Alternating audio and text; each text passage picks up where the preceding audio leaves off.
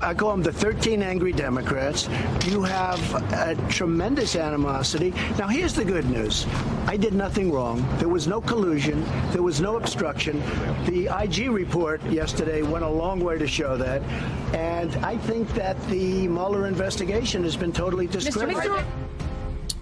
Welcome back to Harder from the Start. President Trump has attacked the Mueller investigation and denied he colluded with the Russians. In a new book, one of the country's best-known defense lawyers argues that even if there was explicit evidence that candidate Trump colluded with Russia, collusion is simply not a crime.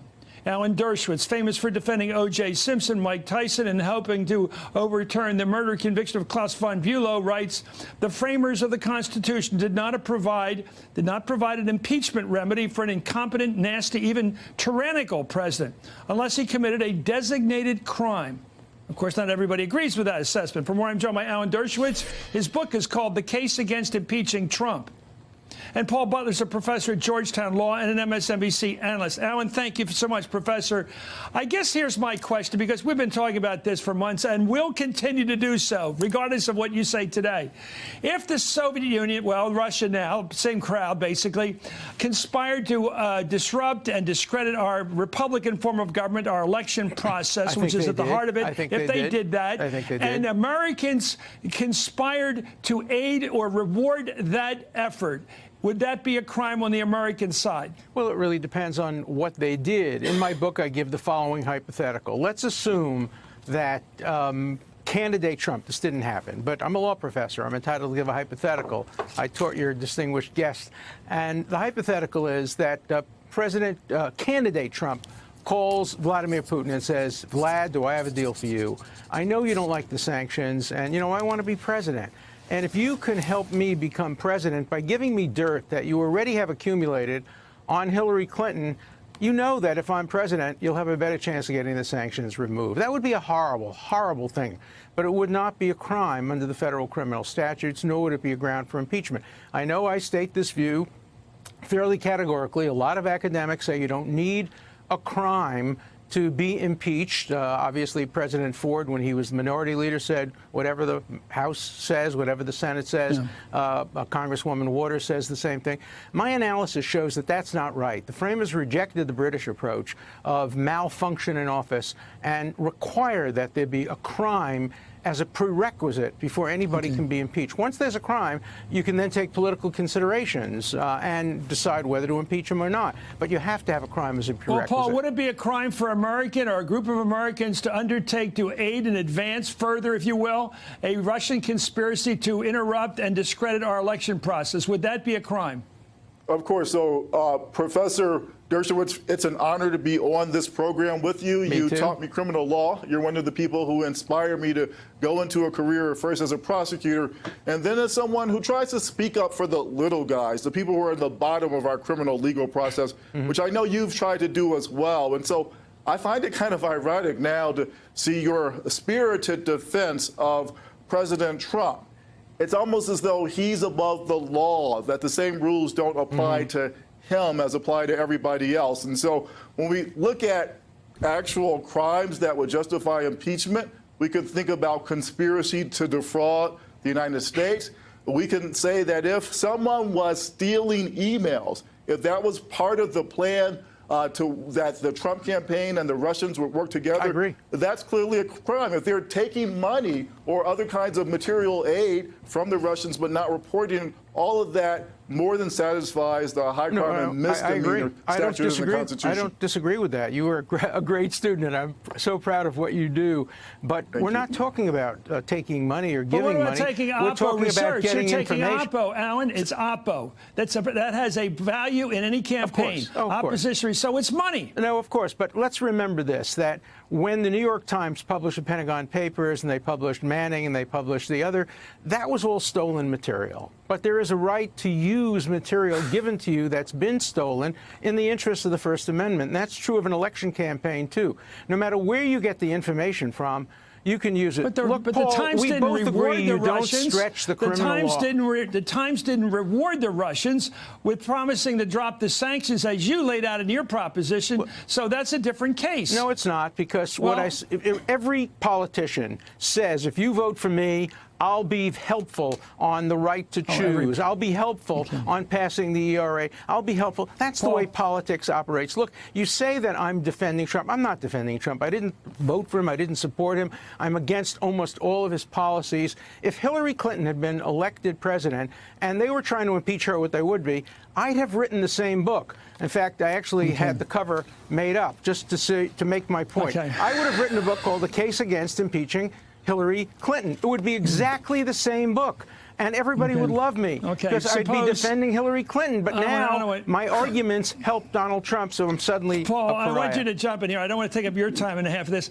But if Hillary Clinton had won the election, and Trump was just a private citizen, back to making money in New York, and he had done all these things of collusion or furthering a Russian conspiracy, however you want to phrase it, would that be a crime? Not as president, but just as citizen. Of course. You know, first of all, President Trump is a bizarre poster boy for the idea of fidelity to the rule of law or non-political prosecutions. He campaigned based on the idea of locking her up. He thinks that James Comey should go to jail. He directs the Department of Justice to investigate Obama for allegedly bugging his office. And so this isn't a person who knows about faithfulness to the rule of law. This is a person who abuses his office every chance that he gets, and then he lies about it. So we can think about that memo he dictated on Air Force One, in which he lied about the real purposes of a meeting with the Russians. So what impeachment about? Well, what impeachment is about ultimately is the security of our democracy. Do we have faith that the people who we elect to lead us are in fact not looking out for their own personal gain, not trying to keep their own butts out of jail? And that's the problem with the analogy to the Pentagon Papers. The Pentagon Papers were released to let the United States know that our country was involved in a war that we knew we were going to lose, and thousands of lives were being lost. The hacking of the Democratic emails was about getting Donald Trump elected president. Look, if Donald Trump told the Russians to hack emails, that's clearly a crime, and it's also an impeachable offense. I don't represent people who I agree with. I started in college defending the rights of communists. I defended the rights of Nazis to march in Skokie.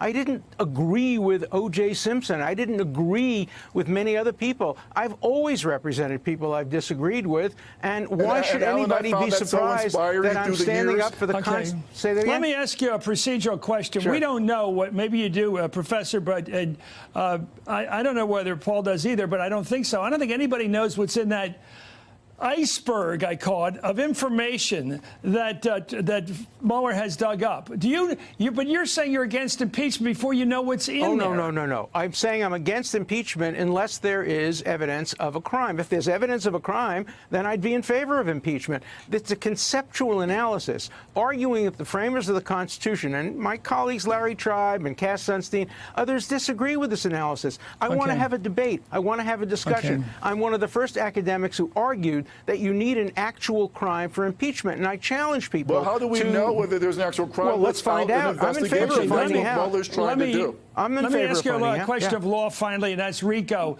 There have been 20 indictments so far coming out of the special counsel. 20 indictments. Could you imagine Mueller coming out with a RICO charge of operating a criminal operation?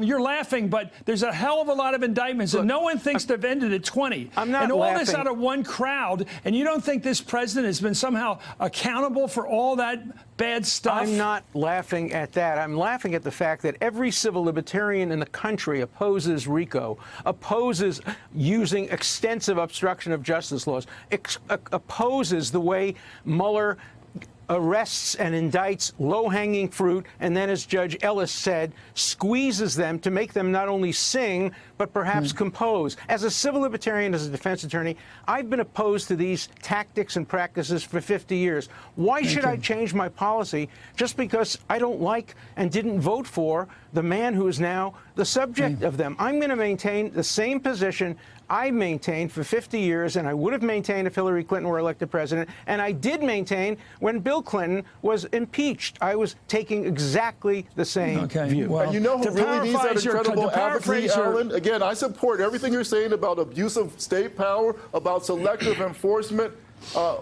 Dude, go down to the Boston County Jail. There are a lot of poor Black and Latino men who could use your advocacy way more than and Donald I have Trump. devoted 50% of my time to pro bono work on behalf of poor people, on behalf of people on death row, and I'm going to continue to do that. But I don't discriminate, because if you can take away the constitutional rights of a president, you can take away the constitutional rights of anybody.